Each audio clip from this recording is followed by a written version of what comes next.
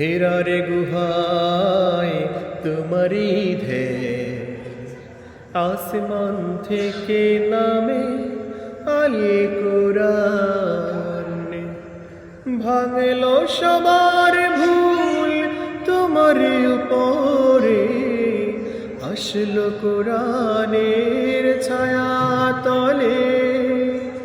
খালিদ ওয়ালিদ ওমর আবু বকর, ইসলামী ঝান্ডা নিল যে তুলে। আল আমিন ছিলে তুমি যে সদা, সকল মানুষের তরে।